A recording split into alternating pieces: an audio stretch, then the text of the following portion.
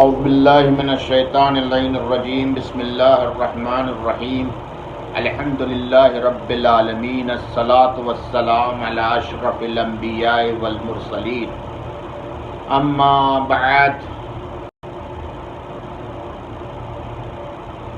برادران عزیز، محترم و معزز سامعین اکرام، سننے والے، چاہنے والے، ناظرین محترم، سلام علیکم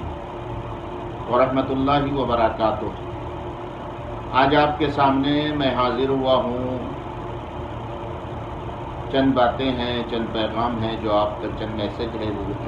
پہنچانا چاہتا ہوں کہ شیعہ عید کیسے منائیں۔ عزیزان گرامی، ظاہر سی بات ہے کہ ہم عید ویسے ہی منائیں گے جیسا کہ ہمیں ہمارے دین نے، ہمارے اسلام نے، ہمارے مذہب نے حکم دیا ہے، اور جیسے ہمارے نبی پاک اور ائمہ علیہ السلام کا حکم ہے، ہم ویسے عید منائیں گے۔ ہم اس سے ہٹ کر عید نہیں منا سکتے عزیزان گرامی، اور ائمہ نے کہا ہے کہ عید منائیے۔ اور رمضان المبارک کا مہینہ تقریباً ہم سے جا چکا ہے، اور اس رمضان مبارک کے مہینے کے بعد عید کے دن جو سب سے اہم چیز ہے وہ فطرہ نکالنا چاہیے۔ اور فطرہ یہ جو جان و مال کے لیے حفاظت کا سبب ہے کہ اگر کوئی فطرہ نکالتا ہے تو سال بھر تک اس سے موت جبکہ حق ہے کہ موت نہیں آ سکتی، وہ موت سے محفوظ رہے گا عزیزان گرامی۔ تو ظاہر سی بات ہے، موت جس سے انسان خوف کھاتا ہے، آج اسی موت سے خوف کھا کر گھروں میں مقید ہے، اسی موت اسے نہیں آ سکتی عزیزان گرامی۔ تو فطرہ نکالنا چاہیے سب سے پہلی چیز۔ اور دوسری چیز، عید کے دن اچھے کپڑے بھی پہنے، اس لیے کہ 4 عیدیں ہیں جس کو ہم ائمہ علیہ السلام نے ہمارے اور آپ کے سامنے بیان کیا ہے۔ میں چاہتا ہوں کہ اس کو آپ کے سامنے پیش کر دوں۔ پہلی عید عید الفطر، اور دوسری عید الاضحیٰ، تیسری عید قدیر، اور چوتھی جمعہ، یعنی جمعے کا دن بھی عید کا دن ہے عزیزان گرامی۔ ہر ہفتے عید کا دن ہے۔ اب جو لوگ عید پہ اعتراض کرتے ہیں کہ امام کی ابھی شہادت ہوئی ہے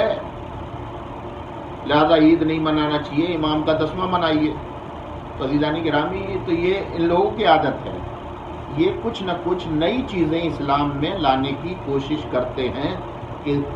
لایا جائے اور ان کو اصل مقصد سے بھڑکا دیا جائے، لیکن انہیں پتہ نہیں ہے کہ ائمہ معصومین علیہ السلام نے ہر طریقہ ہمارے سامنے پیش کیا ہے کہ ہماری خوشی میں خوش ہو، ہمارے غم میں رنجیدہ ہو۔ اور عزیزان گرامی، آئیے، آپ تمام لوگ عید کی نماز پڑھتے ہیں جماعت کے ساتھ، وہاں پہ جہاں پہ اہل بیت کا ذکر ہوتا ہے، امام حسن اور حسین کا ذکر ہوتا ہے، وہاں پہ کربلا کی بھی مصیبتیں بیان کی جاتی ہے، تو ہم خوشی بھی مناتے ہیں اور وہاں بیٹھ کر امام کی مصیبت سن کے اپنی آنکھوں سے آنسو بہاتے ہیں اور اعلان کرتے ہیں کہ دیکھو کبھی بھی یہ غم ہم سے جدا نہیں ہے، ہم سے یہ غم جدا نہیں ہے عزیزان گرامی۔ لہذا ہم خوشی کے ساتھ ساتھ غم بھی مناتے ہیں۔ تو یہ 2 عیدیں جو سب سے بڑی عید ہے، عید فطر، اس کے بعد عید الاضحیٰ جو حج کے موقع پر کی جاتی ہے، بہرحال اس کی بھی اہمیت ہے۔ ان دونوں عیدوں سے بڑی عید اکبر عید قدیر ہے، جس میں مولا کائنات علی بن ابی طالب علیہ السلام کی ولادت کا اعلان ہوا۔ تو عزیزان گرامی، تو شیعہ عید ایسے منائیں، اس کی اہمیت کو سمجھیں، غسل کریں، اور فطرہ، جیسا کہ میں نے کہا فطرہ ضروری ہے، اور علماء بیان کرتے ہیں، تمام مسائل آپ کے سامنے ہیں کہ جو چیز انسان زیادہ استعمال کرتا ہے اپنی کھانے پینے میں، سال میں یا گیہوں استعمال کرتا ہے تو گیہوں کے اعتبار سے 3 کلو، یا چاول استعمال کرتا ہے تو چاول کے اعتبار سے 3 کلو کی جو رقم ہوتی ہے وہ نکال سکتا ہے، اور اسے اختیار اس سے زیادہ بھی نکال سکتا ہے۔ عزیزان گرامی، ہر فرد کے لیے ضروری ہے کہ نکالے، یہ فطرہ ضروری ہے، اور رمضان کے روزوں کی قبولیت کے لیے بھی ضروری ہے۔ اور یہ عید الفطر اسی لیے کہا جاتا ہے عزیزان گرامی، یہ عید ہے ہی ہے ان کے لیے جن کے روزے کو اللہ نے قبول کیا، جو روزے دار ہیں ان کے لیے عید کا دن ہے۔ جو روزہ رکھتے ہی نہیں وہ تو خرافات لائیں گے ہی۔ عزیزان گرامی، جو روزہ رکھتے ہیں ان کے لیے اللہ نے یہ خوشی کا موقع پیدا کیا ہے، اور عید الفطر منانے کا حکم ہے کہ دیکھیے لاک ڈاؤن کے زمانے میں آپ احتیاط کریں، لیکن اگر یہ کہہ دیا جائے کہ عید میں نئے کپڑے نہ پہنو، ایک طرف اسلام کہہ رہا ہے کہ عید میں نئے کپڑے پہنو، اچھی غذائیں کھاؤ، خوشبو لگاؤ، ایک طرف آپ روک دیں کہ عید میں نئے کپڑوں نہ پہنو، احتیاط کریں عزیزان گرامی، وقت ایسا ہے کہ غریب اور مسکینوں کی مدد کریں، انہیں بھی نئے کپڑے پہنائیں اگر آپ کے اندر امکانیت ہے۔ واجب نہیں قرار دیا ہے، استحباب ہے، ایک طرف استحباب ہے، ایک طرف روکا جا رہا ہے، تو جو روکنے والا ہے وہ اسلام کے مخالف کام کر رہا ہے عزیزان گرامی، یہ صحیح نہیں ہے۔ لہذا اختیار ہے آپ کو، آپ چاہیں تو عید کا کپڑا پہنے، نئے کپڑے پہنے، اچھی غذا کھائیں، خوشبو لگائیں، یہ ائمہ کا حکم ہے، خوشی منائیں۔ اور زیادہ تر اور خوشی انسان کی اسی میں ہے کہ جب تک انسان دوسرے کی خوشی کو اپنی خوشی سمجھے گا تب جا کے وہ لائق تحسین ہے، واللہ لائق تحسین نہیں ہے عزیزان گرامی۔ تو میں جلدی عرض کر دوں، زیادہ دیر آپ کے درمیان حائل نہیں ہو سکتا، زیادہ دیر آپ کے درمیان میں حائل نہیں ہو سکتا، بس جلدی چند باتیں ہیں عرض کر دوں عزیزان گرامی کہ 2 رکعت نماز ہے عید الفطر، اور اس کا آسان سا طریقہ ہے، علماء نے کتابوں میں بیان کیے ہیں کہ سب سے پہلے نیت کرے گا، اور یہ نماز مستحب ہے، فرادہ بھی پڑھی جا سکتی ہے، جماعت کے ساتھ بھی پڑھ سکتے ہیں، گھر میں بھی پڑھ سکتے ہیں، خواتین بھی پڑھ سکتی ہیں، مرد بھی پڑھ سکتے ہیں، اور یہ مستحب نماز ہے، نماز صبح کی طرح 2 رکعت ہے، لیکن اس میں فرق ہے کہ نیت کرے، پہلے تو غسل کرے، وہ بھی مستحب ہے، اس کے بعد یہ زوال آفتاب سے پہلے عید کی نماز ادا کر لے، طلوع شمس سے زوال آفتاب تک یہ نماز ادا کی جا سکتی ہے، یہ وقت ہے اس کا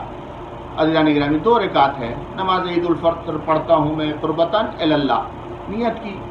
اللہ اکبر کہا، تکبیرۃ الاحرام، اس کے بعد سورہ حمد اور دوسرا سورہ، جو سورہ خاص طور سے روایتوں میں بیان کیے گئے ہیں، اگر وہ آپ کو حفظ نہیں ہے تو کوئی بھی سورہ پڑھ سکتے ہیں، سورہ کوثر پڑھ سکتے ہیں، سورہ توحید پڑھ سکتے ہیں،